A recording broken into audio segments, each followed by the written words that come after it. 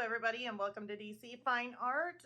Today we are doing the final review. Let me get that out of the way. Usually I got this little rag to kind of clean up some of my messes that I've got from some of my, well, from that soft pastel that we were working with.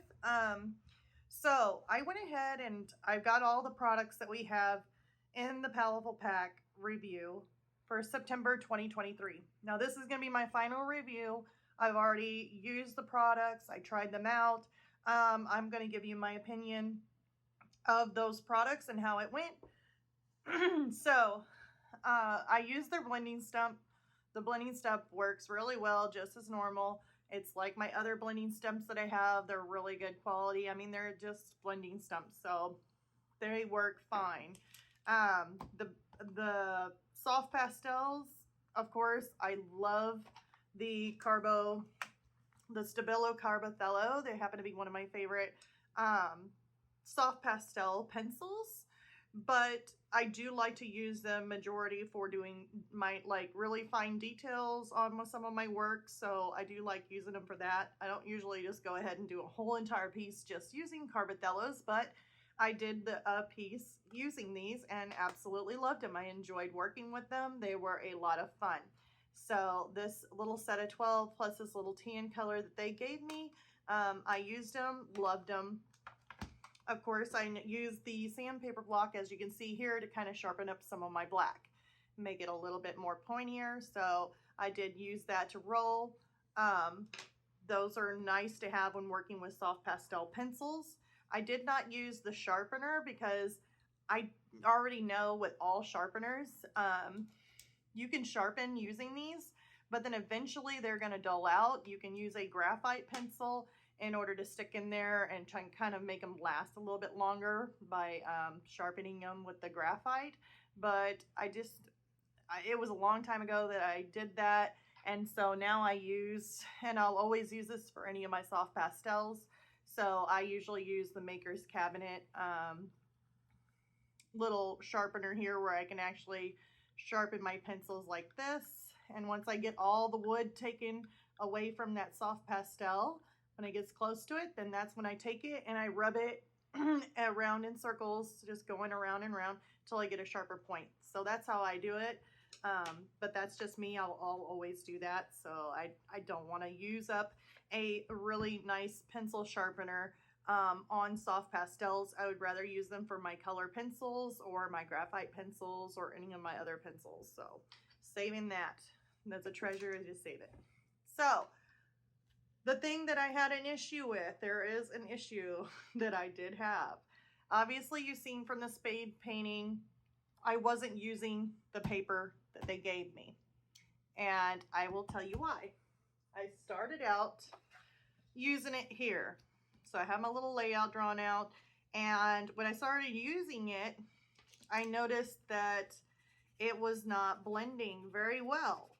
So it was just kind of rough looking, and then as I blended like this, I want to show you guys. So if you can see this, I started seeing stuff roll up. And I'm like, okay, that's not my blending stump. What is that? That's the paper.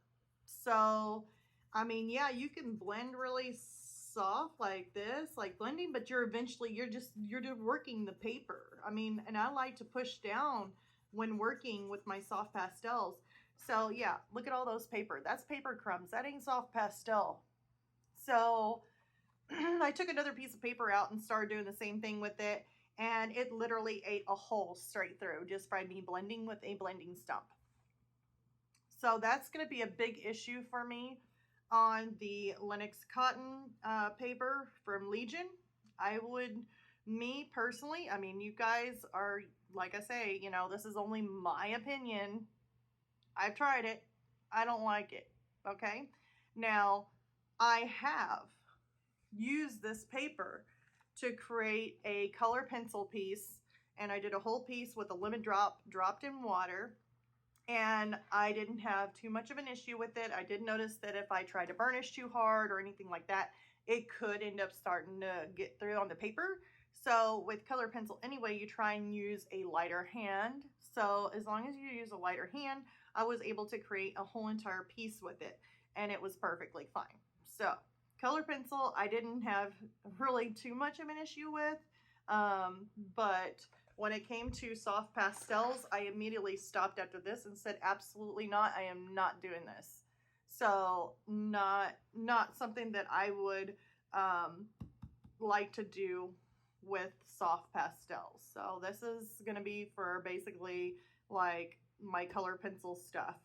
But when it comes to blending with a blending stump against this, since it's made out of cotton, you can tell it's more of a softer type. It catches on those fibers. And so then you end up basically, there it is again, just rolling the paper. I mean, look at this. I can just roll the paper. I mean, I literally can just make a big mess out of paper. That's not soft pastel, that's paper. And really, there wasn't that much pressure applied to it. So I'd say absolutely not for soft pastel. Like I said though, just in case there's anybody out there that absolutely loves this for soft pastel, it may work for, if it does work for you, that's great, but this is just my opinion only, just how I work. I don't like that, so that's me. Okay, so I ended up taking another sheet of paper, another pad of paper. Now, if you guys, since we already know my review on the Paletteful pack, I say that everything is great. Legion, though, does not make a good fit for the soft pastel. It didn't work out very well. I like it for color pencil. It didn't do too bad.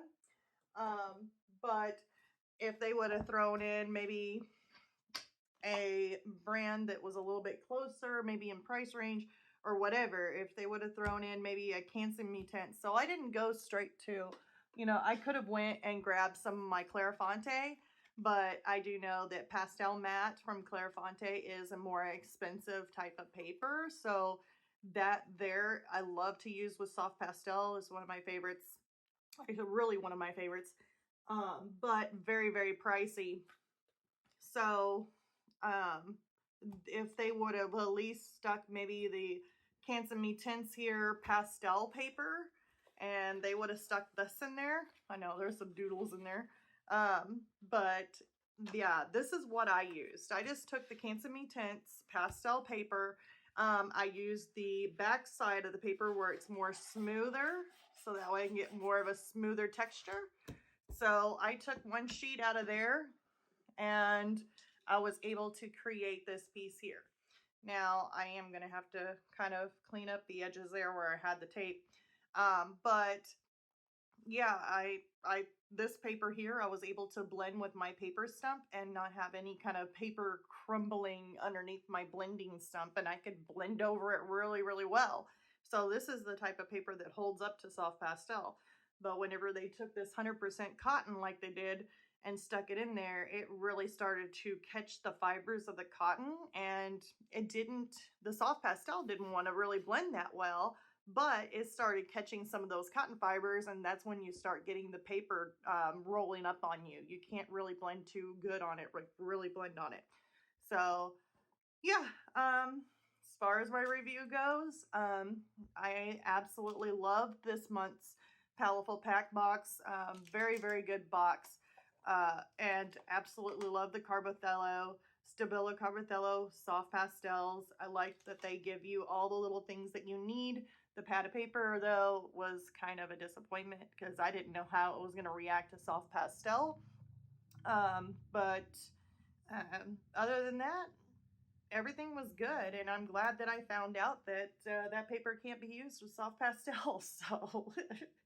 So hopefully this video helps you guys out, and I hope you liked the video. Please leave a like and subscribe if you haven't already. If you're new to the channel, click subscribe. And then also this painting right here that I did, I'm also going to have this listed on Patreon. So my Patreon channel will have a slower version of this painting on it. It will be, hopefully I'll have it on Patreon by Thursday. I'm hoping for Thursdays for the Patreon. So the link is in the description below for Patreons. There is a limited amount of videos on there right now because I am new to Patreon. So as I grow each week, we're going to get new videos on there also. So yes, this one will be one that will be included on our Patreon. So anyways, yeah, leave a like and subscribe, and I'll see you all on Tuesday. Bye, you guys.